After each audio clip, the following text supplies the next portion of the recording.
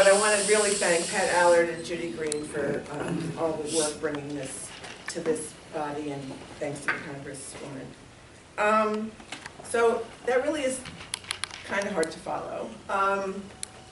And I always suspected during the years that my children had a father in prison that we were really lucky that it was the father, not the mother. And I really am not saying that fathers are not important. That's what I've dedicated my life to.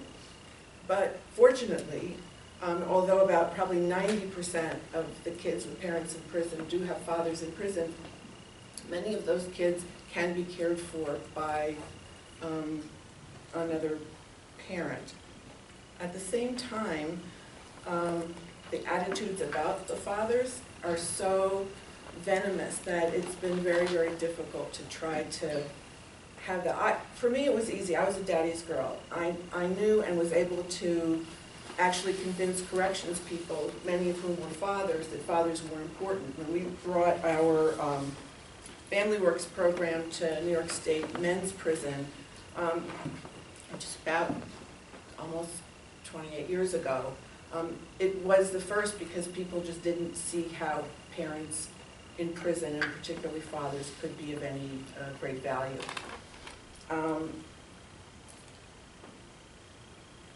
One of the things I struggle with is this idea about what the way that people have always responded, which was, well, he should have thought about that before he did whatever he did to go to prison, which is why it's really moving that we can shift now to think about what the kids need, because that's actually not what they particularly think about. They, you know, there's a birth lottery, and that's the parent they got, and we may think that he should have been better, but I trust you go to the mall any weekend, and you can pick out plenty of people that you might say, gee, they were not the best parents.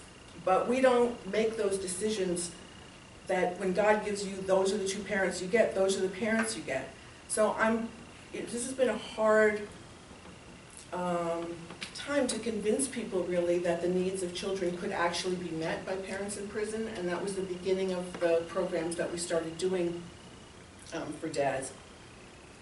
My kid's father was in prison for 25 years.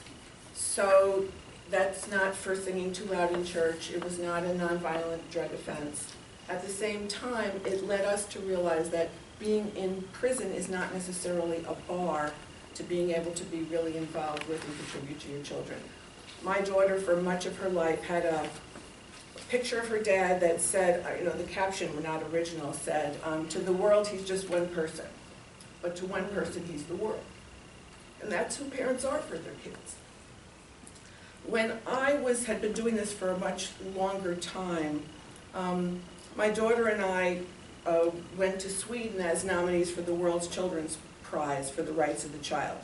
And two things happened as a result of that. One was all the other nominees for this prize are dealing with child soldiers and like really difficult issues that are around the world of how affect children. And I just couldn't see how what we were doing compared to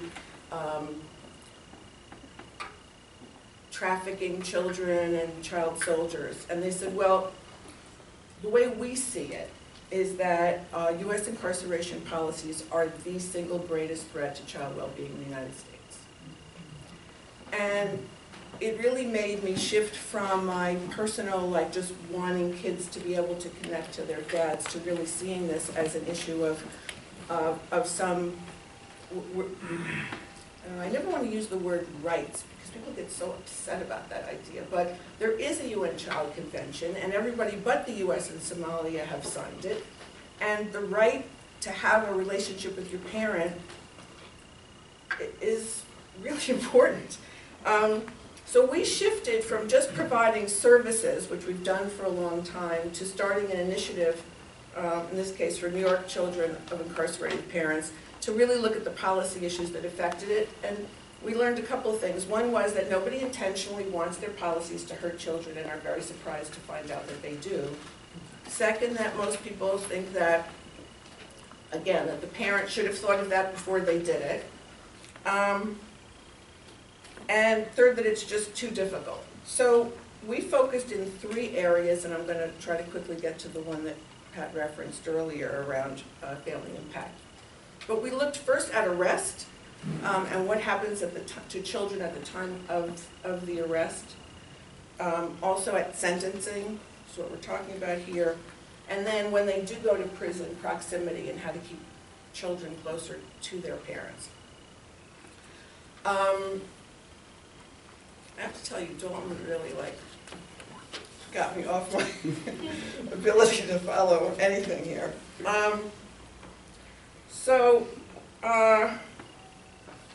Arrest, I have to say, we finally made some progress. With the support of the Bureau of Justice Assistance, the International Association of Chiefs of Police has been working on a model protocol for child-sensitive arrest, safeguarding children at the time, and we've actually finally made huge progress with the New York Police Department that's also looking at a new protocol. One of the things we've learned with all of these policies is, which any of your advocates know, is that it has to relate to the interest of the people you're speaking with. And for law enforcement, I think, do you mind if I have some of your water? Oh, sure, no, you can have the whole thing.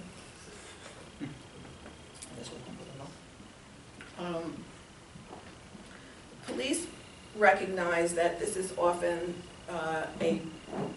this happens, first of all, psychologically, to see a parent arrested is the equivalent of seeing your parent assaulted. And it has a lifelong traumatic impact, as Dalton and several million other children could tell you. But it also deeply affects the future relationship of those children with law enforcement. And so it's really finally understood to be in the self-interest of law enforcement to have that experience, not have children turn away permanently from seeing law enforcement as any potential positive. And the other thing was that police have now recognized that it's actually traumatic for them to experience, to not know what's happening to kids after they do their arrest. So we've seen huge progress in that area. On the proximity side, we actually almost won, had a big victory with Danbury last year when they were going to be closing it for women, and the subject matter came up, and every senator in the Northeast, I think, signed a letter supporting keeping a prison where women could stay closer to their children. The big thing we focused on more recently is family impact statements, which is what happens at sentencing. Although from a framing perspective, in New York, we've shifted to calling it a family responsibility statement because, frankly, the probation officers that we met with felt that they didn't want to see it as an equivalent to a victim impact statement, and that it really had to do with looking at what were people's responsibilities. We have got New York City Department of Probation is now agreeing that they will add a family impact statement or responsibility statement to their pre-sentence investigation. And the state is, while they're not totally prepared to change everything, they're listing it as a best practice. So I think that this has been going on in San Francisco for a while, and I think this is a huge opportunity now in the federal system to be able to look at this as an opportunity for rethinking being able to see the impact on the family as a departure.